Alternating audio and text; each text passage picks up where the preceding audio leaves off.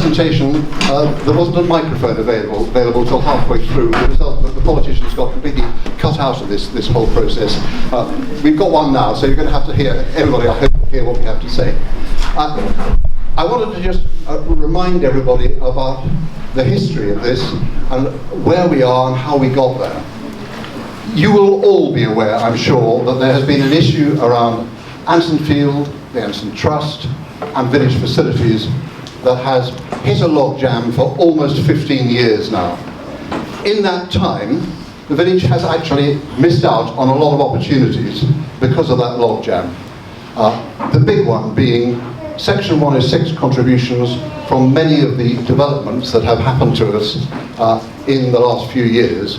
And many of those developers and landowners have not been asked to contribute because we would not be allowed to demand that they did, because the village had nowhere to put a village hall. Under this scheme it would now have. It was about 18 months ago that, as a result of pressure and persuasion from your Baptist minister Keith Mersch, that Catherine and I put our heads together and thought we really do have to try and see if there's any way we can actually bring the community together. Because one of the things that struck us the moment we entered Marcham was that, unlike and more than any of the other villages that we know and that I represent as a county councillor, Marcham has actually naturally more community feeling than any of them. At the same time, that community feeling had fallen into various silos that weren't actually getting on very well with one another, and that was not in Marcham's interest. So a first meeting in the church, courtesy of Richard Zaire, which of course meant that people were bound to be rather well behaved, which is a good place to have that meeting, invited representatives of all the interested parties, including those that had and hadn't got on with one another in the past, to discuss the possibility of trying to find a solution. And it was quite obvious at that meeting. The big conclusion was that everybody was prepared to put the interests of Marcham above any interest that they had in their particular organisation. That it was realised that the good of Marcham should override everything else.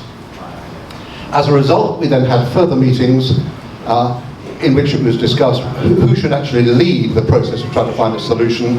And CFSG under Jim Asher were the obvious ones. They were seen as neutral. They had, their hands weren't tied by any previous history.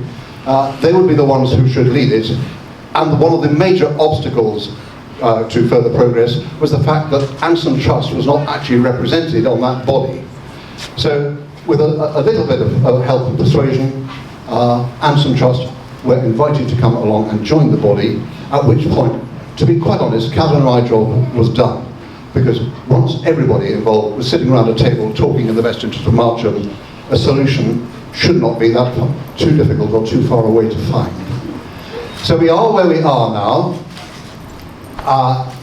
and in the last 9 months or so, Chris Brotherton and Thomas Holmes, who have a history of tackling really difficult development projects where the politics and the interests all conflict, and have found solutions all around the place and are not so big that you could remotely call them a big voracious developer, came on the scene with a scheme, listening to all the interested parties' wants and needs, and came up with a scheme that we think has a great chance of running.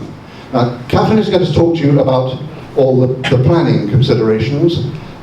She does sit on the planning committee, which means that she's not allowed to express an opinion about how this should go. If she did, she would be banned from absolutely speaking on that planning committee, so it's not in Marcham's interest that she do that.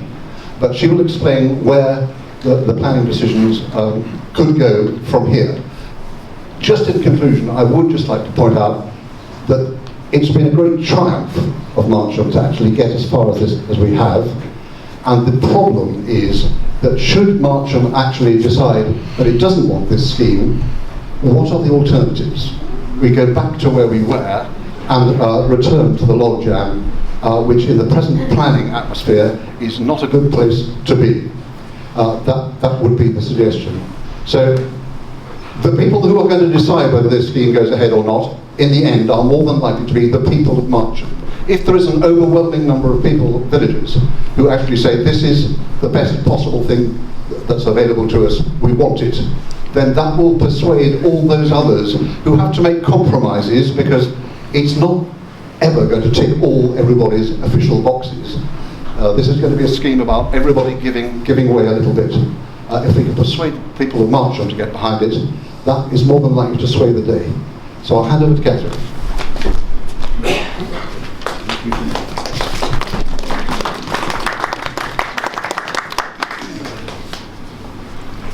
Can you hear me? Is that right?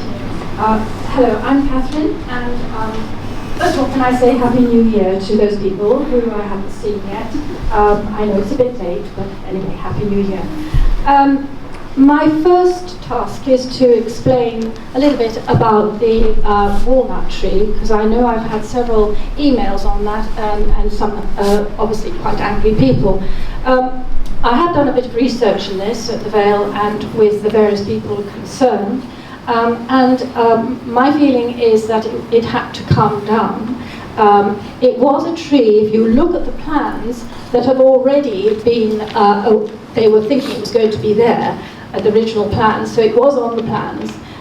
But when they had some very high winds, and the latest branch that came down was extremely big one, for two reasons. One, for health and safety, they decided that it needed to come down in case more branches came down, because there had been some fungus growing between the branch and the trunk, and clearly this was going to continue. And secondly, if there is going to be a village hall, for which I have no opinion, they need to remove the tree, or ideally the tree shouldn't be there if it's going to start throwing out branches and damaging the new hall. So it did have to come down. And as I say, I did talk to the Vale, and I talked to the surgeon, and I talked to various people involved about that.